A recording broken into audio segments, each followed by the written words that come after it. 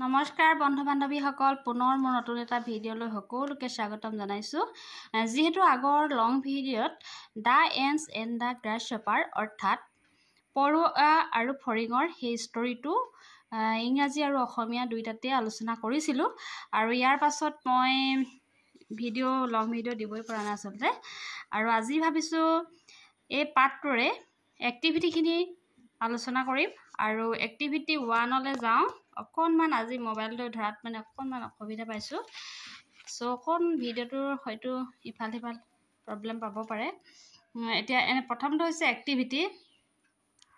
1 read and right পঢ়া আৰু লিখা any wants to right a letter to hope এনিয়ে বিচাৰিছিল টু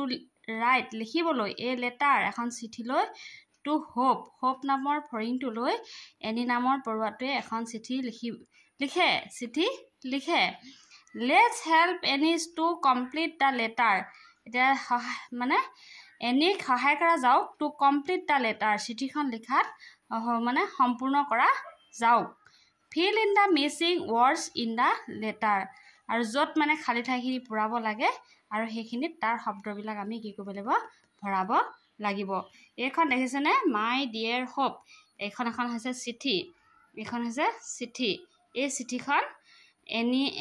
এনিয়ে হোপলৈ লিখিছে অৰ্থাৎ এনি নামৰ পৰুৱাটোৱে হোপ নামৰ ফৰিংটোলৈ লিখিছে দেখা যাওকচোন এতিয়া কি লিখিছে আমি চিঠিখনলৈ যাওঁ হোপ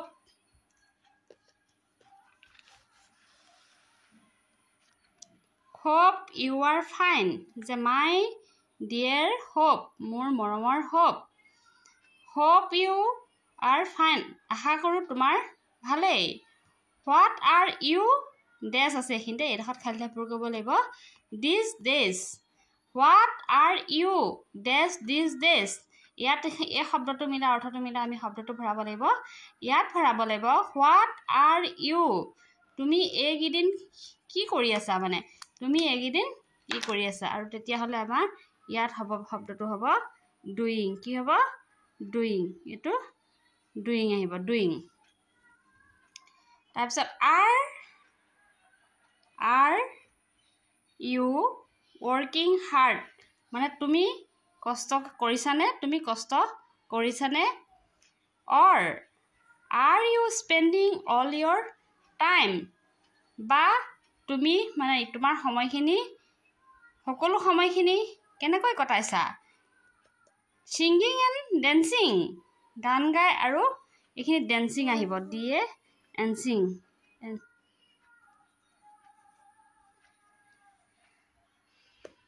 ডেন্সিং হ'ব তাৰমানে আৰু তুমি মানে সকলো সময়তে তুমি কেনেদৰে কটাইছা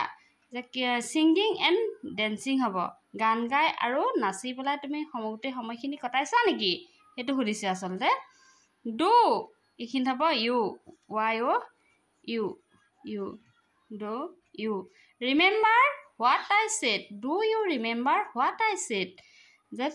মই কি কৈছিলোঁ তুমি মনত ৰাখিছানে এইখিনিত সেইকাৰণে এইটো ইউ হ'ব আই এডভাইচড ইউ তোমাক মানে উপদেশ দিছিলোঁ যে এইখিনি হ'ব ফুট বুলি কৈছে ফৰ দা এইখিনিত হ'ব কি সেইমতে মিলাব লাগিব এইখিনিত হ'ব safe safe food for the winter মানে ঠাণ্ডা সময়খিনিৰ কাৰণে এতিয়া কি কৈছিলে যে I advised you to save food for the winter মই তোমাক উপদেশ দিছিলোঁ যে তুমি ঠাণ্ডা দিনৰ কাৰণে কি কৰিবা আহাৰ সংৰক্ষণ কৰিবা এইটো সেইমতে অৰ্থটো মিলাই আমি খালী ঠাইখিনিত এইখিনিত কি কৰিব লগা হৈছে পূৰাব লগা হৈছে নাও আই এম ভেৰি এইখিনিত হ'ব busy BUSY busy with my work এতিয়া মই মোৰ তাৰমানে কামৰ লগত মানে বহুত বিজি হৈ আছোঁ সেই বুলি কোনে কৈছে পৰুৱাটোৱে কৈছে এনিয়ে চন it will be the winter season মানে খুব সোনকালে যিহেতু ঠাণ্ডাৰ সময়খিনি আহিব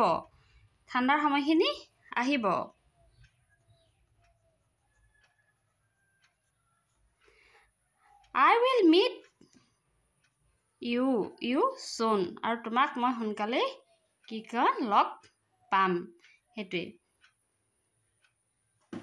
গতিকে লটছ অফ লাভ এনি আৰু এই বুলি কোনে কাৰণে লিখিছে সপলৈ এনিয়ে লিখিছে যেনেকৈ আমি চিঠিত লিখিলে যে ইটি আমুক বুলি লিখি দিওঁ ঠিক তেনেদৰে ইয়াত ইংৰাজীত লটছ অফ লাভ বুলি লিখিছে এনি কোনে চিঠিখন লিখিছে এনিয়ে কালৈ লিখিছে সপলৈ লিখিছে এইটো কথা মনত ৰাখিবা এইখিনি হৈছে 1 নম্বৰ এক্টিভিটি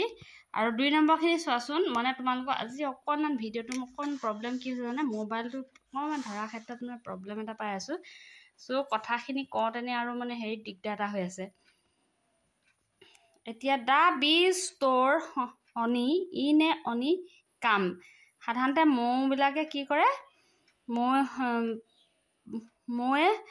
ইনে শনিবে মৌ বাহত মানে সিহঁতৰ মৌখিনি সংগ্ৰহ কৰে নহয়নে মৌ সংগ্ৰহ কৰে মৌ বাহত and store food for winter আৰু পৰুৱাই কিহত কৰে ঠাণ্ডা দিনত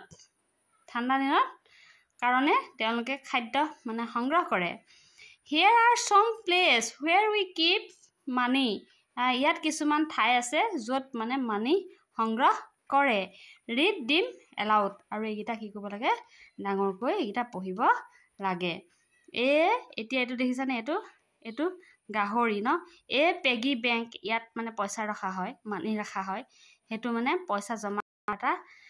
ক'ত কৰা হয় যেনে খাদ্য ৰখা হয় ন জমা হয় মৌ বাহত জমা ৰখা হয় ন তেনেদৰে মানে মৌৰ ৰসটো মৌ বাহকে সেই তেনেদৰে পইচাটো পিগি বেংক অৰ্থাৎ গাহৰি নিচিনা এটা বাঁহ মানে জকা তাতে